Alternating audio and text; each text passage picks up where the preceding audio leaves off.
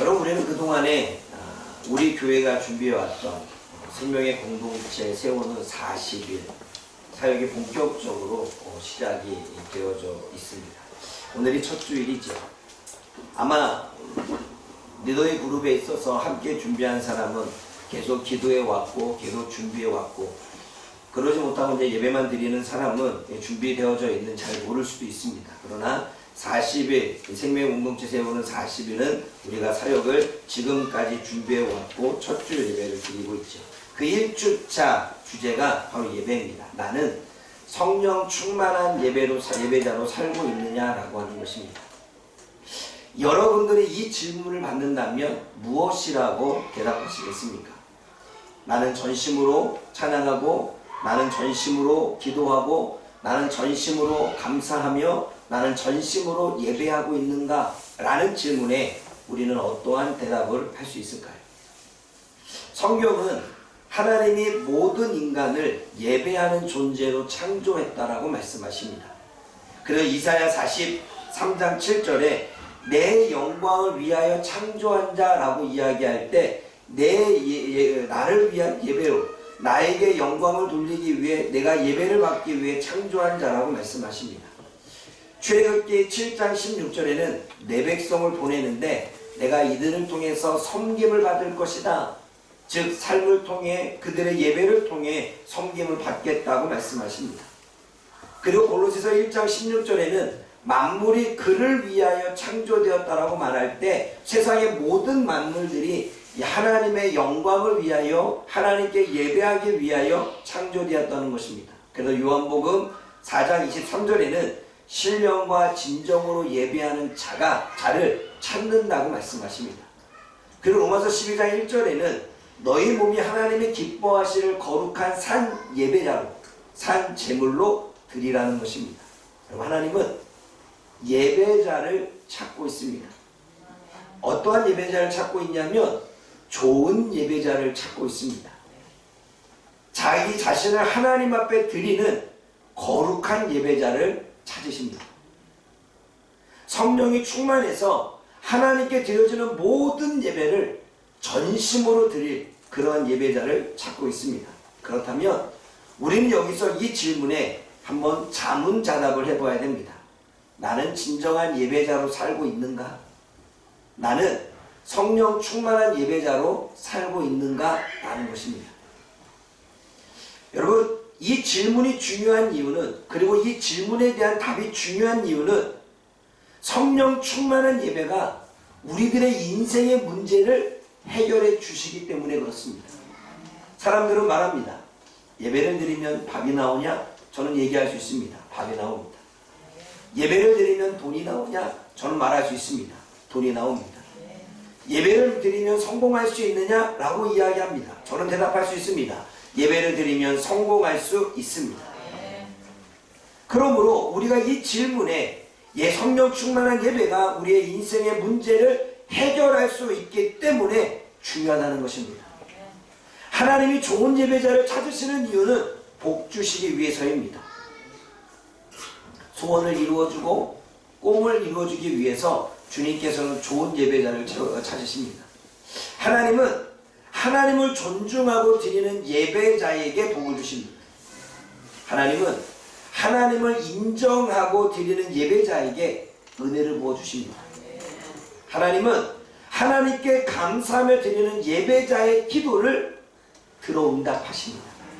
그러기에 우리가 좋은 예배자이며 우리가 성령 충만한 예배자가 된다는 것은 너무나 중요한 일입니다. 그러므로 나는 지금 성령 충만한 예배자인가? 나는 지금 좋은 예배자인가? 라고 하는 질문에 우리들의 대답이 중요한 것입니다. 그렇다면 우리가 성령 충만한 예배자, 좋은 예배자가 되려면 어떻게 해야 될까요? 그 첫째는 성령 충만한 예배는 탕감받은 수준과 비례합니다. 따라해봅시다. 탕감받은 수준과 비례하다.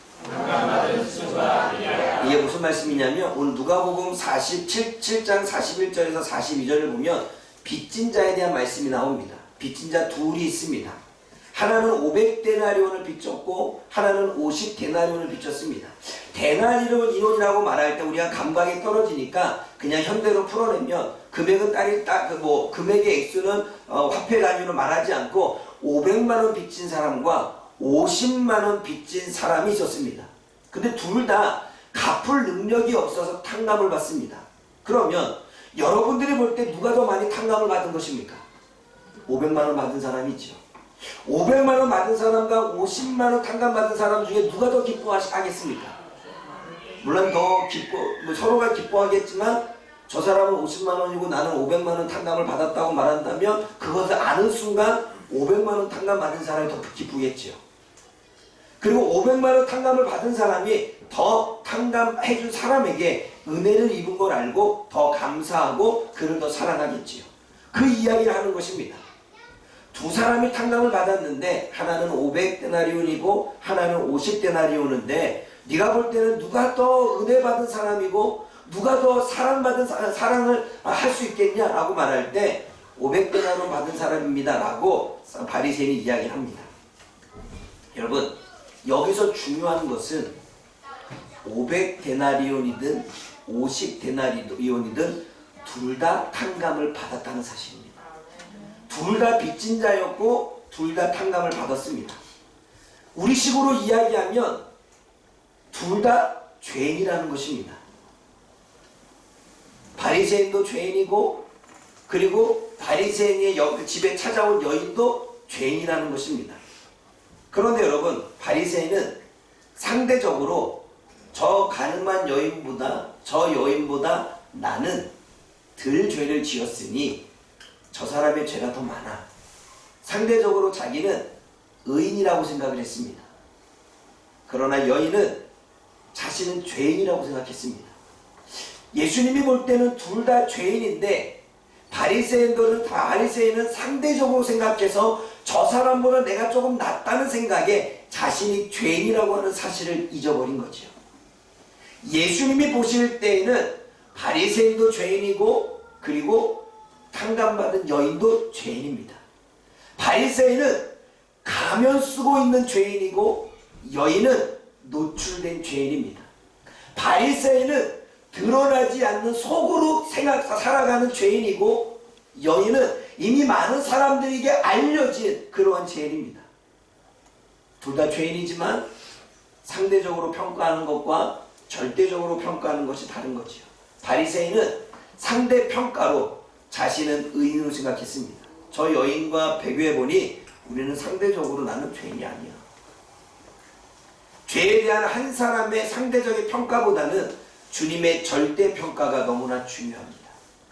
주님은 둘 다 죄인이라는 거예요. 500데나리온을 빚졌던 50데나리온을 빚졌던 누가 살인죄를 주어졌던 누가 남의 물건을 훔쳤던 예수님이 볼 때에는 우리가 볼 때에는 살인죄가 더 크지만 예수님이 볼 때에는 둘 다 죄인이라는 것입니다. 바리새인은 용서가 필요 없다고 생각했습니다. 그것은 변질된 신학이고 오염된 신학이고 그리고 왜곡된 믿음입니다. 그러니까 여인은 용서받은 것에 대한 감격이 있었습니다. 자신이 죄인으로서 용서를 받은, 자신이 가늠한 여인으로서 용서를 받은 그러한 감격에 머리털로 예수님의 발을 닦아냅니다. 그게 상대평가와 절대평가의 차이입니다. 의인이라고 여긴 사람은 자신이 어떠한 용서를 받았는지를 잃어버린 채 자신을 용서한 사람에 대한 대우가 변변치 못하지만 자신이 어떠한 죄를 지었는지를 알고 그것을 탕감받은 용서에 대한 마음을 가진 사람은 그 절대평가로 상대방을, 그 용서해준 사람을 한없이 사랑하며 감사할 수밖에 없겠지요. 사랑하는 여러분, 자신이 받은 은혜를 아는 사람이 드리는 예배와 은혜 받은 것을 모르고 드리는 예배는 차원이 다릅니다. 자신이 죄인임을 알고 그 죄를 용서받는 자가 드리는 예배와 내가 용서받은 것을 생각하지 못하고 용서받은 것이 없다고 드려지는 예배는 차원이 다릅니다. 예배는 내가 사랑받은 만큼의 수준, 내가 은혜 받은 만큼의 수준, 내가 용서받은 만큼의 수준의 깊이의 예배에 차이가 있는 것입니다. 사랑하는 여러분, 오늘 정말 여러분들은 어떻게 살아가십니까? 우리는 다른 사람이 지었던 모든 죄에 비해 나의 죄가가 별거 아니라고 생각해서 우리는 내가 의인처럼, 내가 상대방보다 조금 더 나은 사람처럼 살아가십니까? 그럼 우리는 하나님 앞에 회개할 거리도 용서받을 거리도 없을 것입니다. 그러나 주님은 우리 모두가 죄인임을 인식하는 것이 너무나 중요함을 이야기합니다. 그리고 그 모든 죄인들에게 주님은 동일하게 구원의 은혜, 죄사함의 은혜를 베풀어 주신 것이지. 그리고 그 은혜를 깨닫는 정도에 따라, 그 은혜를 아는 정도에 따라, 내가 용서받은 그 가치를 아는 정도에 따라 하나님께 드려지는 예배의 태도와 자세가 다르다는 것입니다.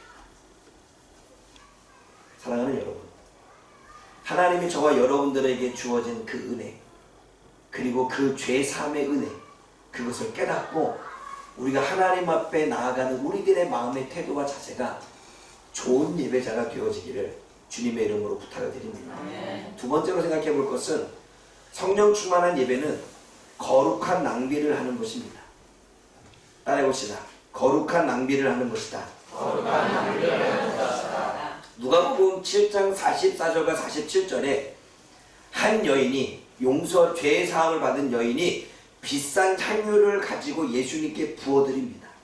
그리고 주님은 그 여인이 부어드리는 이유는 주님이 주시는 은혜에 사람들의 시선도, 사람들의 욕도, 사람들의 비아냥거리는 소리도 신경 쓰지 않습니다. 사람들이 미쳤다고 정신 나갔다고 해도 그냥 예수님의 은혜에 감사함으로 그분 앞에 나아갑니다. 근데 여러분, 오늘 이 집이 누구 집입니까? 39절을 읽어보십시오. 36절을 읽어보겠습니다. 시작. 바리새인이 예수께 자기와 함께 잡수시기를 청하니 이에 바리새인의 집에 들어가 드셨을 때 누구의 집입니까? 바리새인의 집이에요. 근데 그 바리새인의 집에 누가 찾아왔습니까? 여러분 39절 읽어봅니다. 시작. 예수를 청한 바리새인이 그것을 보고 마음에 이르되 이 사람이 만일 선지자라면 자기를 마시는 이 여자가 누구며 어떠한 자고 죄인인 줄 알았으나. 여인은 죄인이라고 말합니다. 근데 그 동네의 죄인이, 많은 사람들이 알고 있던 그 죄인이 37절 읽어봅니다. 시작. 그 동네에 죄를 지은 한 여자가 있어 예수께서 바리새인의 집에 앉아 계심을 알고 향나무 독합을 가지고 와서. 보세요. 바리새인의 집에 한 죄인인 여인이 찾아갈 수도 없는데 찾아갔습니다.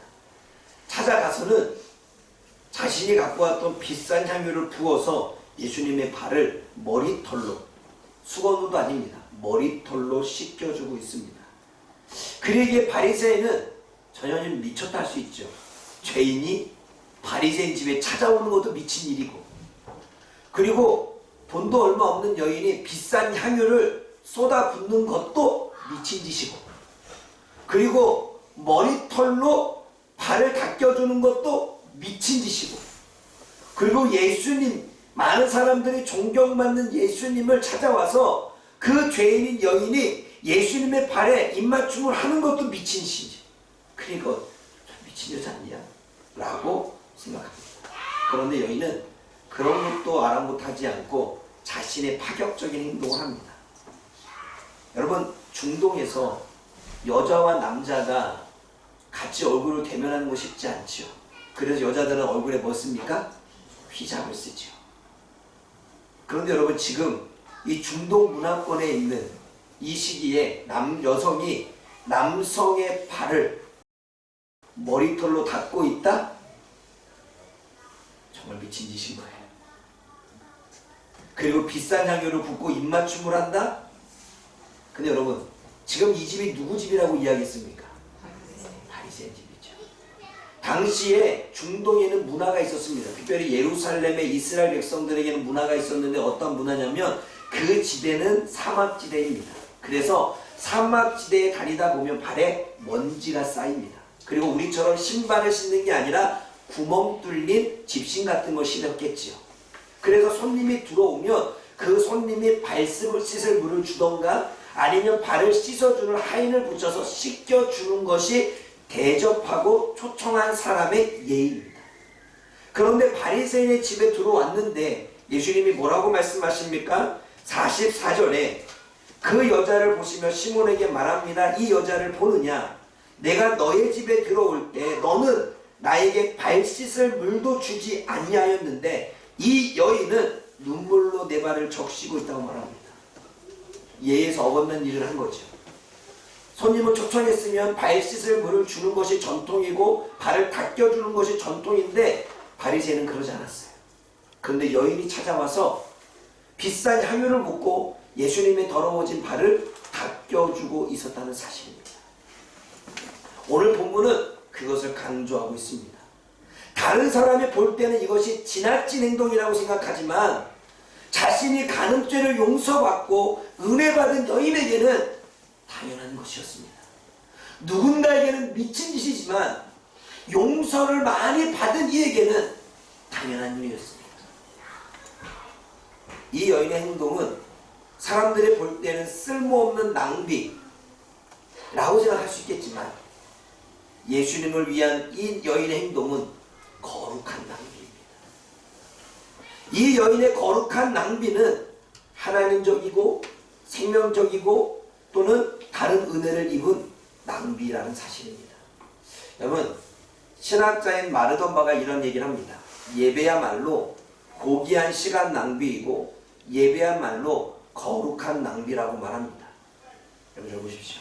주일날 많은 사람들이 이야기를 하죠. 일주일 내내 일하다가 주일날 쉬어야 되고 그리고 여가생활을 즐겨야 될 날인데 그 시간에 가서 예배를 드린다고 봉사하고 있는 우리들의 모습을 봤을 때 세상 사람들은 시간 낭비라고 말하고 쓸데없는 일이라고 말합니다.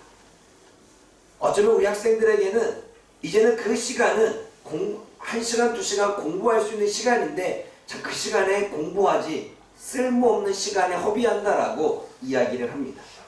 그래서 쉬어야 되고 여가 시간을 즐겨야 되고 그리고 공부해야 된다라고 하는 그 시간에 교회에 와서 시간 내어 예배드리고 시간만 내는 게 아니라 헌금과 물질까지 드리는 일, 정말로 쓸데없는 일이라고 세상 사람들은 이야기합니다. 세상 사람들이 볼 때는 미친 짓이고 미련한 짓이고 쓸모없는 낭비라고 생각할 수 있고 이해할 수 없습니다. 하지만 이 시간은 우리가 하나님을 주인으로 인정하는 시간입니다. 내 인생의 주인, 내 시간의 주인, 내 물질의 주인이 하나님이심을 인정하는 시간입니다. 여러분, 이 시간 사람들의 눈에 쓸모없는 낭비지만 하나님의 눈에는 가치 있는 거룩한 낭비인 줄 믿습니다. 이러한 가치 있는 낭비는 하나님의 은혜를 불러옵니다. 하나님을 주인으로 인정하는 시간, 시간의 주인으로, 물질의 주인으로, 그리고 내 인생의 주인으로 인정하는 이 거룩한 낭비는 하나님이 주신 은혜에 대한 우리의 투자라는 것입니다. 우리들의 삶에 쓸모없는 낭비라고 생각하는 마음이 가치 있고 거룩한 낭비라고 생각할 그때에 우리의 삶의 기적은 일어납니다.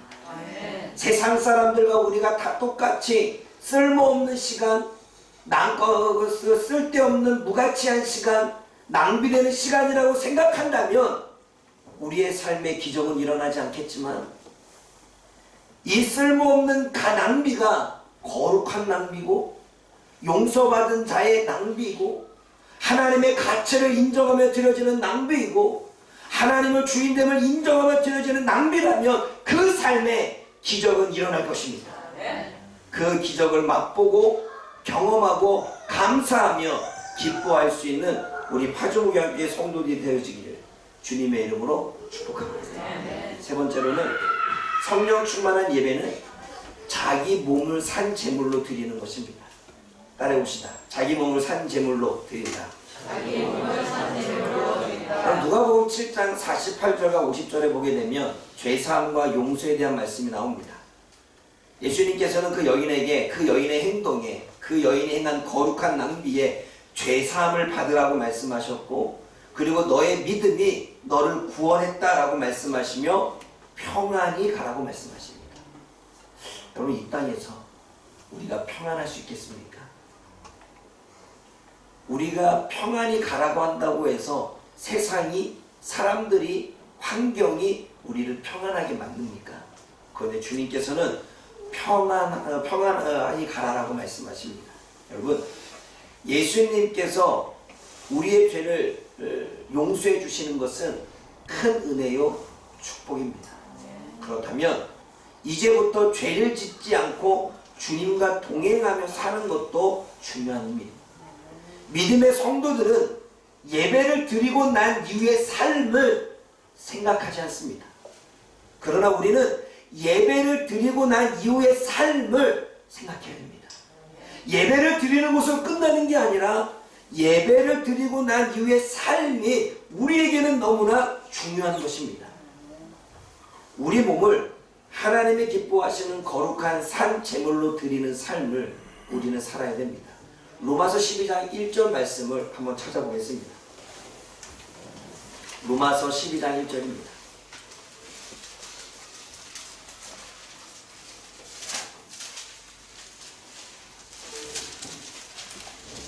함께 읽어볼까요? 로마서 12장 1절 말씀 시작. 그러므로 형제들아, 내가 하나님의 모든 자비하심으로 너희를 강하노니 너희 몸을 하나님이 기뻐하시는 거룩한 산 제물로 드리라. 너희 몸을 하나님이 기뻐하시는 거룩한 산 제물로, 산 예배자로 드리라고 말씀합니다. 왜냐하면 그것이 영적 예배라고 말합니다. 우리를 거룩한 산 제물로 드리는 것은 영적 예배이고, 그것은 생활 예배이고, 그것은 섬김과 예배의 시작입니다. 잠언서 14장 27절에 이런 말씀이 있습니다.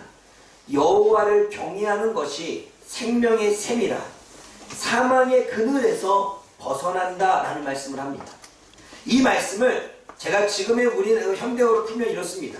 하나님을 예배하는 것이 생명의 은혜라 사탄의 영향에서 벗어나느니라. 왜 여인이 죄사함을 얻고 그리고 주님께서는 믿음을 얻고 온 그 여인에게 평안히 가라 말씀하셨을 때 세상은 평안하지 않습니다. 세상은 평안할 수 없습니다. 그럼에도 불구하고 평안하라 말씀하신 이유는 하나님을 예배하는 것이 생명의 은혜이기에 사단이 만들어준 모든 삶의 영향력에서 벗어나는 은혜를 갖기에 평안히 살 수가 있는 것입니다. 성도인 우리들의 영이 생명력이 넘치기 위해서는 하나님을 예배하는 삶을 살아야 됩니다. 맨날 무기력하고 맨날 내 자신의 후회된 삶이 아니라, 하나님을 예배하는 사람은 무기력한 삶이 아니라 생명력 있는 삶을 살게 됩니다. 하나님을 예배하는 사람은 목적 없는 삶을 사는 게 아니라 목적을 발견하며 이루는 삶을 살게 되어집니다. 하나님을 예배하는 사람은 환경에 매일 넘어지고 상황에 맨날 넘어지는 것이 아니라 환경을 지배하는 삶을 삽니다. 하나님을 예배하는 사람은 매 순간 일이 꼬여서 낙심하고 절망하는 삶이 아니라 매 순간 일이 풀림으로 하나님께 감사하며 기뻐하는 삶을 살게 되는 것입니다. 그러기에 신령과 진정한 예배, 자신의 몸을 거룩한 산 제사로 드리는 것은 너무나 중요한 일입니다. 그러기에 주님께서는 좋은 예배자가 되고 신령과 진정으로 드려지는 예배자가 되고 그리고 자신을 거룩한 산 제물로 드리는 예배자가 되라고 말씀하시는 것입니다.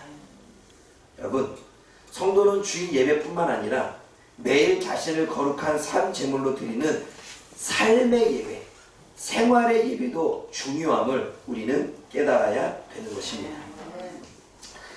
여러분, 시편 63편 1절에 이러한 말씀이 있습니다. 하나님이여, 주는 나의 하나님이시라.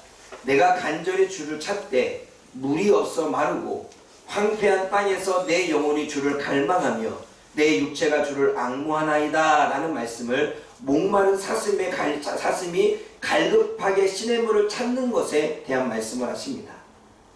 여러분, 사실상 우리는 이러한 고백을 우리가 해야 됩니다.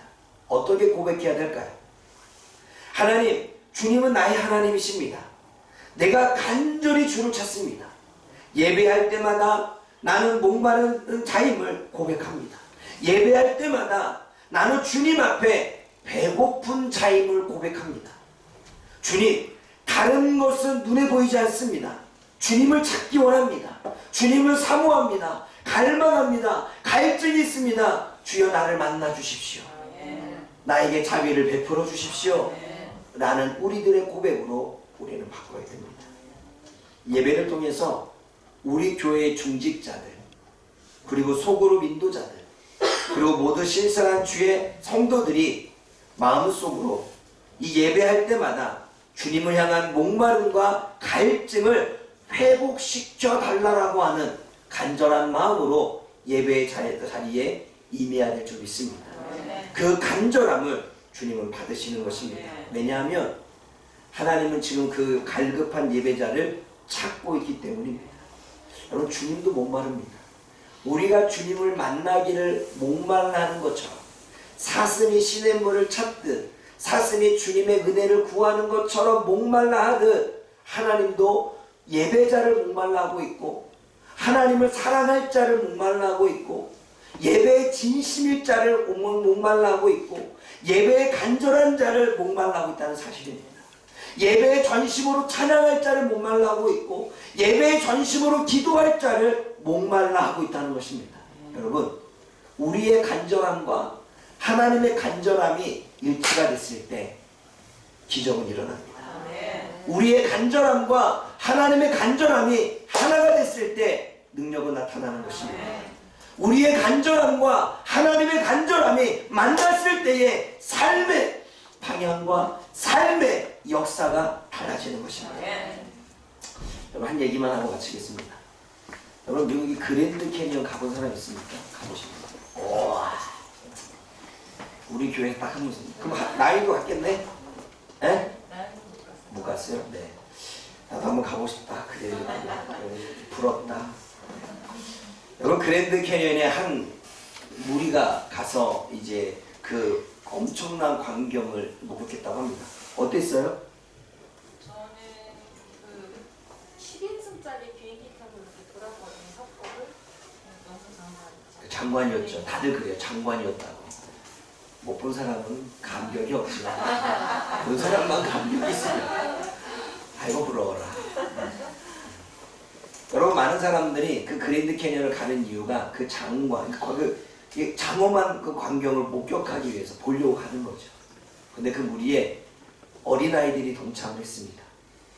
근데 많은 사람들이 그 그랜드 캐니언 그 광경을 보면서 와, 감동을 느끼고, 막 뭔가 그 안에 하나님은 또 믿음의 사람이었다면 하나님의 창조의 역사를 느끼면서 어떻게 이런 것들을 하나님이 창조할 수 있었을까 막 이러는데, 갔던 어린아이들은 거기서 공기놀이를 하고 있습니다. 그리고 공기놀이를 하면서 이제 네가 이겼느니 내가 이겼느니 너는 잘못했느니 잘못하느니 싸우기 시작하죠. 한 목사님의 눈에 그 어린아이가 보였던 거죠. 이 장엄한 그랜드 캐니언 앞에서 누구는 감격과 감동을 느끼고 그 위험 앞에 자기 자신을 뿌듯하고 내가 여기에 온 것에 대한 감동을 느끼고 있는데, 어린아이들은 공기놀이에 서로가 졌다 뺐다는 부분 가운데 그 광경을 보지 못하는 그 모습을 보면서 자신의 모습을 예배에 비춰봤다는 거예요. 수없이 많은 예배를 드리지만 그 예배가 나는 얼마나 이 장엄한 그랜드 캐니언이 위험해, 그렇게 내 마음을 드리며 감동하며 드리고 있는지 한 번쯤 자신을 되돌아보았다는 것입니다. 사랑하는 여러분, 우리는 하나님을 찬양하고 하나님을 예배하고 하나님의 영광스러운 교회로 세우시며 하나님이 임재하셔서 받으시는 이 장엄한 예배에 우리는 공기놀이를 하는 어린아이가 되겠습니까? 그 안에서 주님이 주시는 그 임재를 경험하고 주님이 주시는 그 사랑을 경험하고 그 주님의 임재 앞에 감동을 느끼는 그러한 예배를 드리시겠습니까? 감동을 느끼는, 그리고 그 위험 앞에 주님의 임재 앞에 감사할 수 있는 그러한 예배자가 되어지기를 축복합니다. 여러분, 우리는 이제 생명의 공동체를 세우는 40일 캠페인이 시작되어집니다. 거기에는 액션 플랜이 있습니다. 액션 플랜은 하루하루 동안에 실천해야 될 계획들, 우리가 실천해야 될 부분들이 있죠. 그 중에 한 가지만 이야기한다면 여러분 파주 목양교회 예배 시간은 몇 시입니까? 11시죠. 근데 보통 우리는 11시 50분에 찬양이 시작되어집니다. 그럼 여러분 우리가 액션 플랜 하나를 실천해 봅시다. 그 예배자의 우리가 온전한 마음과 온 마음을 다하기 위해 우리가 45분, 조금 10분, 15분 일찍 와서 45분에 우리가 와서 본문을 묵상해 보기도 하고 하나님께 예배를 드리기 위해 자기를 점검하며 기도해 보기도 하고 주님이 나의 주인 되심을 인정하며 그분 앞에 내가 이 시간 내 마음과 내 신앙을 내 인생을 드립니다라고 결단해 보기도 하는 그러한 시간을 조금 더 앞당겨서 일찍 10분 전 15분에 참석하는 그러한 훈련부터 실천부터 해나가기를 원합니다. 그것이 예배를 드리는 하나님을 향한 우리가 하나님을 향한 존중함이고 주인 되신 하나님을 향한 우리의 마음의 태도와 자세가 아니겠습니까?